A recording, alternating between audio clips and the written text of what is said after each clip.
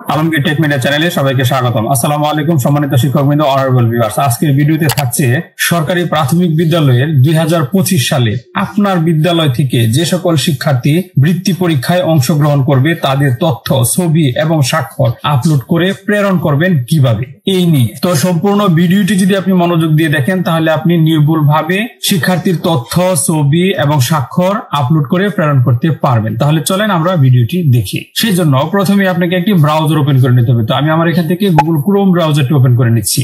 আপনি Google Chrome ব্রাউজারের search বারে গিয়ে এখানে লিখবেন ipmis.gov.bd, লিখে এন্টার বাটনে ক্লিক করে দিবেন। আর এই যে লিংকটা আছে এই লিংকটা আমি ভিডিও ডেসক্রিপশনে দিয়ে দিব, আপনি এখানে ক্লিক করে সরাসরি এই পেজে চলে আসতে পারবেন। তো এখানে আপনার প্রধান শিক্ষকের মোবাইল নাম্বার এবং পাসওয়ার্ড দিয়ে এই সাইন ইন অপশনে ক্লিক করে দিবেন। আর এই কাজটা প্রধান শিক্ষকের আইডি থেকেই করতে হবে। তো সাইন ইনে ক্লিক করে দিয়ে দেওয়ার পর আপনাকে এই পেজটিতে নিয়ে আসবে। এই পেজটিতে নিয়ে আসার পর দেখেন এখানে রয়েছে প্রাথমিক বৃত্তি পরীক্ষা 2025 এর জন্য শিক্ষার্থীদের তালিকা দেওয়ার প্রস্তুত শুরু হয়েছে। এই যে দেখেন এখানে কয়দিন রয়েছে, 20 দিন 5 ঘন্টা সময় রয়েছে আমি এই মুহূর্তে যেখানে আছি। তো আপনি এই যে এই লিংকে যান, এখানে ক্লিক করলেও কিন্তু আপনি ওইখানে প্রবেশ করতে পারবেন। আর এছাড়াও আপনি এখান থেকে খুঁজে নিবেন যে কোথায় রয়েছে একটা অপশন, এই যে দেখেন বৃত্তি পরীক্ষা ব্যবস্থাপনা, এখানে ক্লিক করে আপনি প্রবেশ করতে পারবেন। তো আমি এই যে এখানে এগিয়ে যান অপশনটি রয়েছে, এখান থেকে প্রবেশ করছি, এখানে ক্লিক করে দিলাম। এখানে ক্লিক করে দিয়ে দেওয়ার পর আপনাকে এই পেজটিতে নিয়ে আসবে। দেখেন এখানে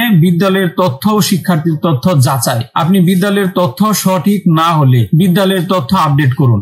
আবার শিক্ষার্থীর সারাংশ সঠিক না হলে শিক্ষার্থীর তথ্য বা সারাংশ আপনি আপডেট করুন। আপনি এখন এই মুহূর্তে এই দুইটা অপশন কোনোভাবেই সংশোধন বা আপডেট করতে পারবেন না, কারণ এই দুইটা অপশন বন্ধ রয়েছে। তাই আপনি এখান থেকে এই যে এই টিক মার্কটা উঠিয়ে এই যে এগিয়ে যান অপশনটি রয়েছে, এখন এই এগিয়ে যানে একটা ক্লিক করে দিবেন। এই যে দেখেন এখানে কিন্তু টিক মার্ক উঠাবেন, তা না হলে কিন্তু এই এগিয়ে যান অপশনটি আসবে না। এই যে দেখেন টিক মার্কটি উঠাই দিলাম, এই যে এটা হাইড হয়ে গেছে। ঠিক আছে, এই যে টিক মার্ক দিয়ে দিলাম। এখন আপনি এখান থেকে এগিয়ে যান অপশনে ক্লিক করলে আপনি সামনের দিকে এগিয়ে যেতে পারবেন। এই যে দেখেন এখন আমার বিদ্যালয়ে মোট পঞ্চম শ্রেণীর শিক্ষার্থী হচ্ছে 95 জন। আমরা একজনও এখনো এন্ট্রি করিনি, তাই আমি এখন একজন এন্ট্রি করব। এন্ট্রি করে আপনাদেরকে সেটা দেখানোর চেষ্টা করব। তো এখন আপনি কোথায় ক্লিক করবেন? আপনাকে ক্লিক করতে হবে পরীক্ষার্থীর তালিকা। এই যে দেখেন পরীক্ষার্থী যোগ করুন, সবুজ অংশটা রয়েছে, আপনি এখন এখানে ক্লিক করে দিবেন। এই সবুজ অংশে ক্লিক করে দিয়ে দেওয়ার পর এখন আপনি দেখেন পরীক্ষার্থী যোগ করুন একটি অপশন চলে আসছে। এখন এখানে আপনি আপনার শিক্ষার্থীর সকল তথ্য দিবেন এবং এই যে এখানে ছবি এবং এখানে স্বাক্ষর আপলোড করবেন। এই জন্য আপনি যদি ল্যাপটপ থেকে কাজটা করে থাকেন, আপনার মোবাইল থেকে ছবিটা ল্যাপটপে আগেই নিয়ে আসবেন। আর সেটা আপনি মেসেঞ্জারে নিয়ে আসতে পারেন, হোয়াটসঅ্যাপে নিয়ে আসতে পারেন এবং মেল পাঠায় দিয়ে সেখানে নিয়ে আসতে পারেন। তো আশা করছি ছবি কিভাবে এখানে আনবেন সেটা বুঝতে পেরেছেন। এবং ছবির ব্যাকগ্রাউন্ড যদি পরিবর্তন করা লাগে সেই ছবির ব্যাকগ্রাউন্ডটা পরিবর্তন করে নিবেন। আর ছবির ব্যাকগ্রাউন্ড কিভাবে পরিবর্তন করবেন এই সংক্রান্ত ভিডিও আমার এই চ্যানেলে রয়েছে, আপনারা যদি সেটা দেখতে চান তাহলে দেখে নিতে পারেন। আর যদি মনে করেন যে না নতুন একটা ভিডিও লাগবে ব্যাকগ্রাউন্ড রিমুভ করার জন্য, আমরা সেই ভিডিওটাও দিয়ে দিব। এখন আমি আমার যে শিক্ষার্থীর তথ্য এখানে আপডেট করব সেই শিক্ষার্থীর জন্ম নিবন্ধন আমার সামনে নিয়ে নিব এবং শিক্ষার্থীর পিতামাতার জন্ম নিবন্ধনও আমার সামনে নিয়ে নিব। আপনিও সেটা করবেন। এখন এখানে শিক্ষার্থীর নাম ইংরেজিতে লিখুন, আমি ইংরেজিতে লিখে দিচ্ছি। এখন আমি আমার এই শিক্ষার্থীর নাম এখানে ইংরেজিতে লিখে দিলাম এবং এখানে বাংলায় লিখে দিলাম।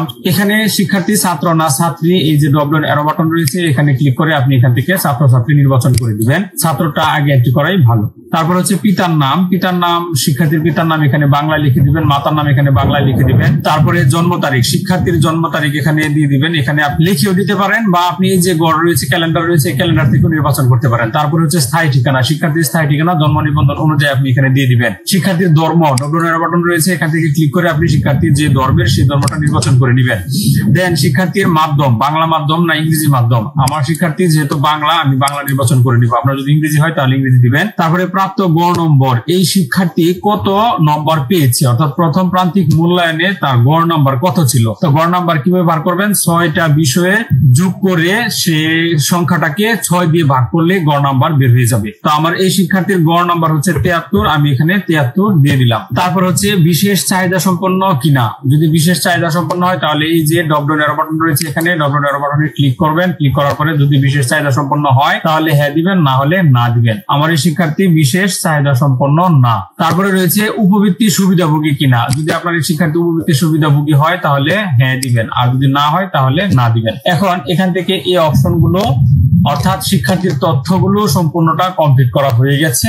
এবার আমরা শিক্ষার্থীর ছবি আপলোড করব। তো ছবি আপলোড করার জন্য এই যে ছবি আপলোড করুন অপশনটি রয়েছে, আমি এখন এখানে ক্লিক করে দিব। এখানে ক্লিক করার পর আপনাকে নিয়ে যাবে গ্যালারিতে। তো গ্যালারিতে যে জায়গায় আপনার ছবিটা আছে ঠিক সেই জায়গা থেকে আপনি ছবিটা নিয়ে নেবেন। এই যে দেখেন আমার ছবিটা হচ্ছে এটা, আমি এখানে ছবিটা ক্রপ করে রেখেছি। যদি আপনি ক্রপ করে না থাকেন তাহলে অসুবিধা নেই, আপনি ছবিটা নির্বাচন করে এই যে ওপেনে ক্লিক করে দিবেন। দিলে আপনার এখানে চলে আসবে সর্বাধিক অনুমোদিত ফাইলের সাইজ 2 মেগাবাইট। দেখেন এখানে আমার ছবিটা কিন্তু 2 মেগাবাইটের উপরে রয়েছে, তাই আমার এই ছবিটা নিচ্ছে না। এখন ছবিটাকে কমিয়ে আবার আমাকে এখানে দিতে হবে। তো আমি ছবি রেজুলেশনটা কমিয়ে নিচ্ছি। এখন আমি দেখি আপলোড হয়নি আবার। তো ছবি আপলোড করুন, এখানে ক্লিক করলাম। এখানে ক্লিক করে দিয়ে দেওয়ার পর এই যে দেখেন এটা হচ্ছে প্রোফাইল, আমার শিক্ষার্থীর নাম, এটা আমি পিকচার দিয়ে সেভ করেছি এবং সিগনেচারটা হচ্ছে টি সাইন দিয়ে সেভ করেছি। তো এটাতে ক্লিক করলাম। ক্লিক করার পর এই যে ওপেনে দিয়ে দিলাম। ওপেনে দিয়ে দেওয়ার পর এই যে দেখেন ছবি কিন্তু এখন নিয়ে নিচ্ছে। এই যে বলেছিলাম না আপনি এখান থেকে ক্রপ করতে পারবেন। তো ক্রপ করার জন্য এই যে এখান থেকে কিন্তু আপনি টানাটানি করে করতে পারবেন না, হ্যাঁ, বড় ছোট করতে পারবেন না। তো এই যে এটা আছে না, এটা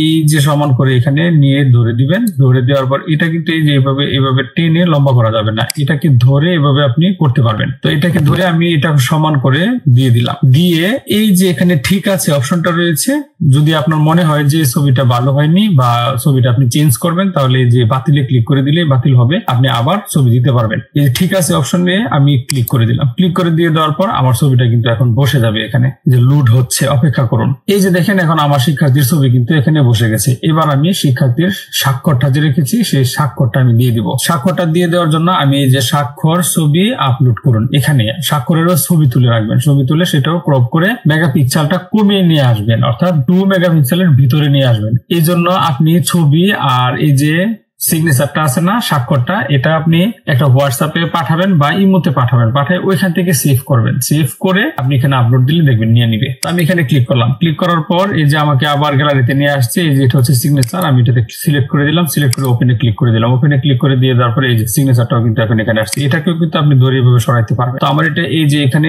এটা ঠিক আছে, ঠিক থাকার কারণে আমি এটাকে এই যে ঠিক আছে ক্লিক করে দিব। ক্লিক করে দিয়ে দেওয়ার পর এই যে দেখেন আমার শিক্ষার্থী স্বাক্ষর কিন্তু বসে গেছে। এখন এতক্ষণ কিন্তু এই যে সাবমিট অপশনটা যে নিচে ছিল এটা কিন্তু হাইড করা ছিল, এখন কিন্তু আমার সাবমিট অপশনটা বেশি আসছে। তো এখন এই যে শিক্ষার্থীর তথ্য এখন আমার সম্পূর্ণটাই ফিল আপ করা আছে। আমি নাম বাংলায়, তারপরে হচ্ছে ইংলিশে, সে কি ছাত্র না ছাত্রী সেটা নির্বাচন করে দিলাম। পিতার নাম এখানে লিখে দিলাম এনআইডি অনুযায়ী, মাতার নাম এনআইডি অনুযায়ী লিখে দিলাম, জন্ম তারিখ দিয়ে দিলাম, তারপরে স্থায়ী ঠিকানা এখানে দিলাম, ধর্ম আপনার শিক্ষার্থী যে ধর্মের এখানে ডবল অ্যারোতে ক্লিক করে দিয়ে দিবেন। তারপরে হচ্ছে বাংলা মাধ্যম, কোন মাধ্যমে সে আছে, বাংলা নাকি ইংরেজি, আমার শিক্ষার্থী বাংলা মাধ্যমে আছে তাই আমি এখান থেকে ডবলতে ক্লিক করে বাংলা নির্বাচন করে দিলাম। এবার দেখেন প্রাপ্ত গড় নম্বর নির্দেশিকার আলোকে, নির্দেশিকাতে বলা আছে যে 40% নাম্বার, অর্থাৎ প্রথম প্রান্তিক মূল্যায়নে 40% নাম্বারের নিচে পেলে সে বৃত্তি পরীক্ষা অংশগ্রহণ করতে পারবে না। তো আমার এই শিক্ষার্থী গড় নম্বর হচ্ছে 73, তাই সে অংশগ্রহণ করতে পারবে। 73 দিয়ে দিলাম এখানে। এবার বিশেষ চাহিদা সম্পন্ন কিনা, না, তারপরে হচ্ছে উপবৃত্তি পায় কিনা, হ্যাঁ। তো আমার এখানে শিক্ষার্থী সকল তথ্য ঠিক আছে, তাই আমি এই সাবমিট অপশনে এখন ক্লিক করে দিব। সাবমিট অপশনে ক্লিক করে দিলাম। সাবমিট অপশনে ক্লিক করে দিয়ে দেওয়ার পর দেখেন অভিনন্দন,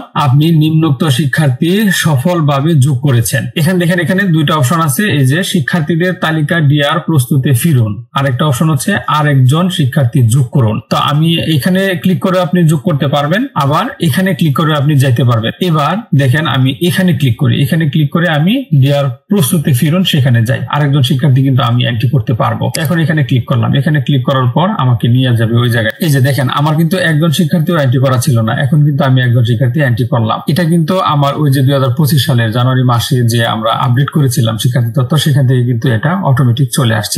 এখানে কিন্তু চেঞ্জ করার কোনো সুযোগ নাই। তো এই যে দেখেন একজন শিক্ষার্থী আমি দিয়েছি এখানে, তার মানে অংশগ্রহণকারী মোট শিক্ষার্থী একজন, এখানে অংশগ্রহণের হার 1%। আপনি এখানে কিন্তু 40% এর বেশি চাইতে পারবেন না, 39% থাকতে পারবেন, 40% এর বেশি যাইতে পারবেন না, সমান 40% থাকতে পারবেন এখানে। তারপরে এখন আমি আরেকজন শিক্ষার্থী যদি যোগ করতে চাই তাহলে এই যে দেখেন শিক্ষার্থীর তালিকা, এই যে শিক্ষার্থী যোগ করুন, এখানে ক্লিক করে আরেকজন শিক্ষার্থী আমি যোগ করতে পারবো। তো এখানে ক্লিক করে আপনার যতজন শিক্ষার্থী আছে সবগুলো শিক্ষার্থী ঠিক একই ভাবে একই প্রসেসে আপনি কিন্তু শিক্ষার্থীর তথ্য যোগ করতে পারবেন। ছবি, স্বাক্ষর আপলোড করতে পারবেন। তো আশা করছি এই অংশটুকু বুঝতে পেরেছেন। এখন আমি যদি এই শিক্ষার্থীর তথ্য সংশোধন করতে চাই, আপডেট করতে চাই, তাহলে আমি কিভাবে আপডেট করব সেটা হচ্ছে কথা। এখন ধরেন ভুল হয়েছে, আমাকে আপডেট করতে হবে না, আমাকে সংশোধন করতে হবে না, তো এই জন্য আমার কি করা উচিত? এই যে দেখেন নিচে সাবমিট করুন অপশন রয়েছে। এখন যদি আমি সাবমিট করে দেই তাহলে কিন্তু ক্লাস্টারে চলে যাবে, এটিইউ স্যারের কাছে চলে যাবে। তখন এটিইউ স্যারের কাছ থেকে আমাকে ব্যাক এনে দেন আমার সংশোধন করতে হবে। তাই বলবো এখান থেকে আপনি সর্বোচ্চ খেয়াল রেখে শিক্ষার্থীর তথ্য সংশোধন করে আপনি সাবমিট করবেন। তো এখন ভুল সংশোধনের জন্য এই যে ম্যানেজ অপশন রয়েছে, এই ম্যানেজ অপশনে ক্লিক করব। ম্যানেজ অপশনে ক্লিক করলে দেখেন পরীক্ষার্থীর প্রোফাইল দেখুন, পরীক্ষার্থীর প্রোফাইল আপডেট করুন। তো এই যে ভুল সংশোধনের জন্য এই আপডেট করুন অপশনে ক্লিক করবেন। আপডেট করুন অপশনে ক্লিক করলে আপনাকে আবার এই জায়গায় নিয়ে আসবে। এখন কোথায় ভুল আছে আপনি সেটাকে আবার সংশোধন করবেন। যে এখানে আপডেট করুন অপশন চলে আসবে, আপনি এই আপডেট করুন অপশনে ক্লিক করে দিলে আবার আপনারটা আপডেট হয়ে যাবে। তো আমি এখন এটাকে বাতিল করে দিচ্ছি। বাতিল করে দিলে আমারটা আবার এখানে চলে আসছে। দেখেন এখন আপনি যদি সবকিছু ঠিক থাকে আপনার শিক্ষার্থীর, তাহলে আপনি এখান থেকে ক্লিক করে সাবমিট করে দিবেন। সাবমিট করে দেওয়ার পর আপনি এখান থেকে এই শিক্ষার্থীর তথ্য ডাউনলোড করতে পারবেন। আপনার সকল শিক্ষার্থীর তথ্য ডিআর ফ্রম যে পুরো অংশ, সেই অংশটা ডাউনলোড করতে পারবেন।